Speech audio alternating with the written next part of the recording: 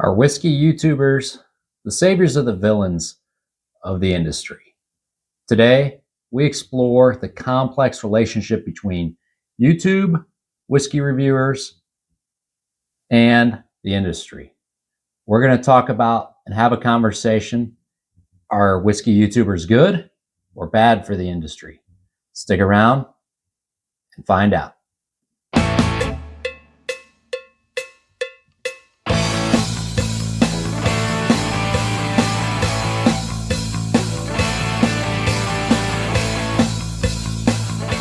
Welcome back to the channel, everybody. Thanks for visiting Bourbon and Burns today. I'm Chris, and we really appreciate everybody that has come and support the channel so far.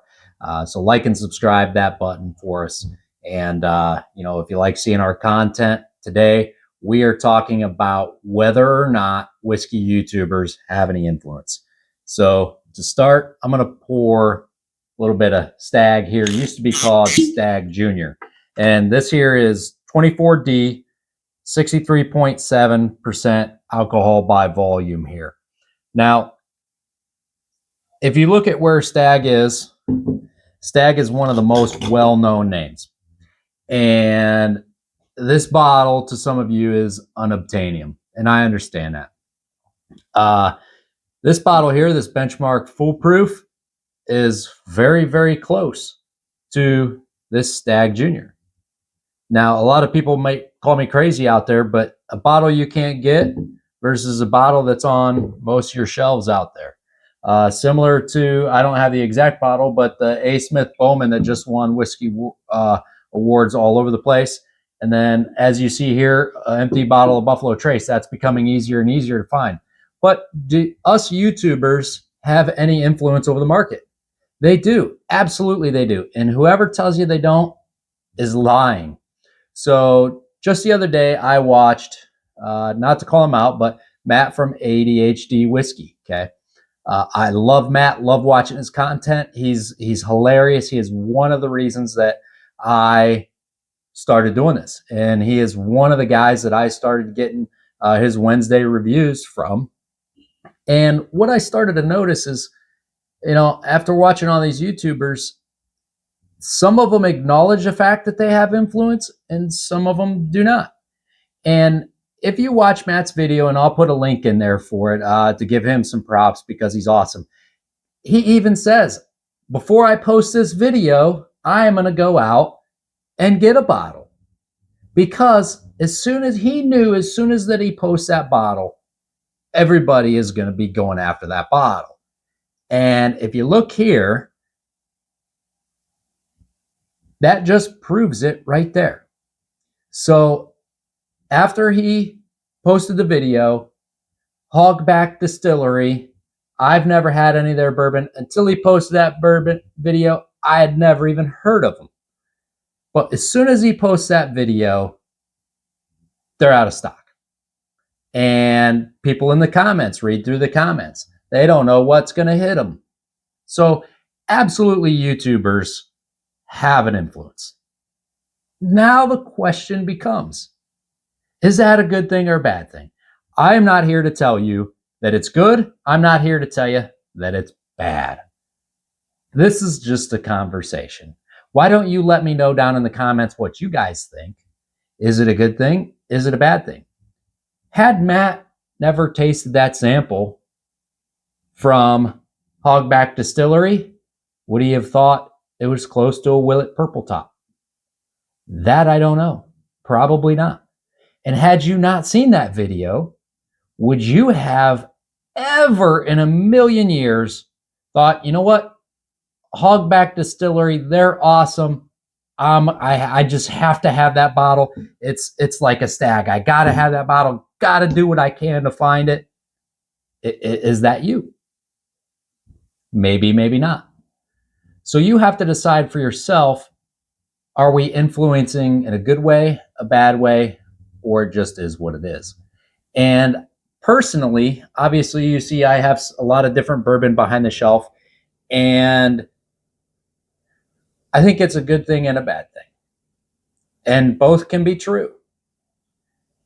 I believe that it is a good thing that other YouTubers out there are letting a lot of us know there are places like Hogback out there that have great whiskey, have great bourbon.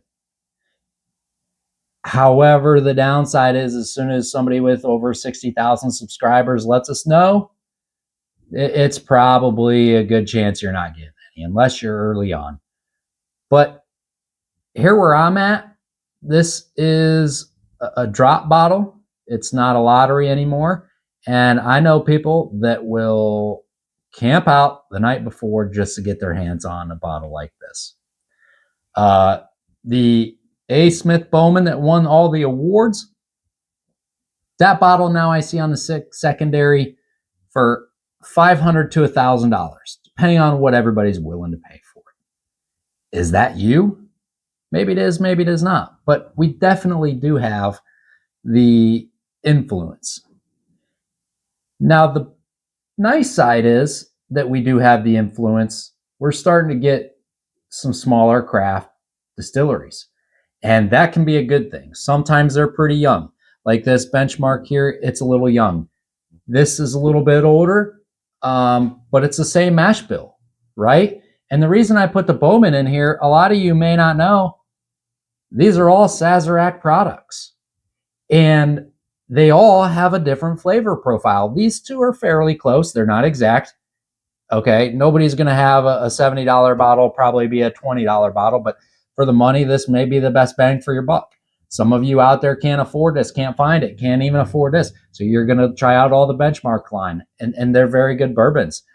But to say that if that A. Smith Bowman didn't win any awards and every whiskey tuber out there said, oh, it's trash, it's garbage, not many people would still be out there trying to hunt it, right? The secondary value would be lower. What that's bringing us is able to partner with some distilleries, more store picks. So if you like Buffalo Trace and that's your tried and true, that's great. All right. I will not knock anybody for liking and drinking what they like. However, if you prefer a Buffalo Trace store pick, it might be a little bit different. There could be two sister barrels next to each other. They both taste very well. If you like Stag 24C instead of 24D, that's pretty much their only release. However, if you get into some of the other bottles like the Maker's Mark you see here, I love tasting all of them. I got a few store picks. I got some OHLQ picks. I have a lot of different picks. And I think in general, the whiskey new age is becoming a little bit of that. The consumer is changing a little bit. Everybody says, is bourbon dead? No, it's definitely not. But there's a lot more craft distilleries. There is rising production. And because of that, we're starting to get more barrel picks. Whiskey YouTubers can do barrel picks and get it out to our viewers. That's definitely something that's changing. And I think that is a good thing. I love the variety. As you can kind of see back here, I love the variety, right? I don't like to just take one bottle and drink that forever. And that being said, right now is a great time to be in bourbon because things are slowing down a little bit, whereas that's more available, right? And long term, what do we see with us YouTubers, right? The whiskey industry is sending samples out to a lot of the larger YouTubers to get either influence, right? We see that in a whole lot of other, industries as well. The bourbon industry is no different. Here, send you a free sample, review it, let us know what you think, right? So that's allowing a partnership there to where somebody like Hogback Distillery, if they send it out to a YouTuber and the YouTuber likes it and says they like it, it may blow up, right? So it can increase sales on certain products. The downside to that, right, is say there's a bourbon that is absolute garbage, and I'm pretty sure we've all tasted a few of them, and a big influencer were to say, oh, this is the greatest thing since sliced bread. And everybody goes out, buys a bottle, buys up all the inventory, And let's say the bottle's 60 bucks. And everybody goes out, buys that bottle for 60 bucks, clears the distillery's warehouse out of it, and it's absolute garbage, right? In the short term, that worked for that distillery, but it's going to leave a bad taste in everybody's mouth, both for the YouTuber and that distillery. So most likely that distillery then is just going to shut down because nobody's going to trust them ever again.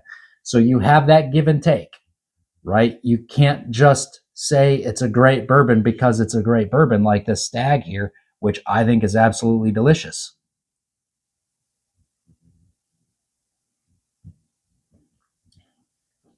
But it does have heat. You get a lot of other flavors out of it, being that it's a foolproof, more so than you do this Buffalo Trace. A lot of people can't handle the heat that this provides, whereas some people will only drink higher proof stuff. And that's another thing with the Whiskeytubers. Because the industry has grown so much, we get a variety of lower proof and higher proof. Some of the hazmats out there, a lot of people love them. I'm 100 to 130-ish, although this does not drink anywhere near what it says it is, okay? It is so smooth and delicious, but the benchmark is very good as well. So we definitely have an influence. Now the question becomes, in that influence, is it good or bad for the industry? I want you to decide. I want you to let me know down in the comments. I think overall it is a good thing, but with everything, right? Even Spider-Man's uncle says, with great power comes great responsibility. And the YouTubers out there have to understand the responsibility that they now have, that they have such a large channel, one that I'm hoping to get to, but a lot of them are about building relationships. And that's why I got into bourbon more so than I had been in the previous 10 years, because it's about the relationships. It's about the people you meet. It's about having those conversations. And in another video that you guys will see with cigars is the same way. Bourbon and cigars go very good together. It's like peanut butter and jelly, right? And so I think personally, my belief is the good outweighs the bad. But with anything, there are downsides. And the downsides are, I cannot go on now and get a bottle of that Hogback Distillery as much as I would go like to. They do have some other products, probably worth checking out, but I can't say for sure. Never had them. There's a lot of bourbons that I haven't had that a lot of people say to get. And I think it's a good thing overall, but why don't you let me know down in the comments what your opinion is. Thanks a lot, everybody, for watching. I'm Chris from Bourbon and Burns, and I hope to see you out on the trail. Have a great day.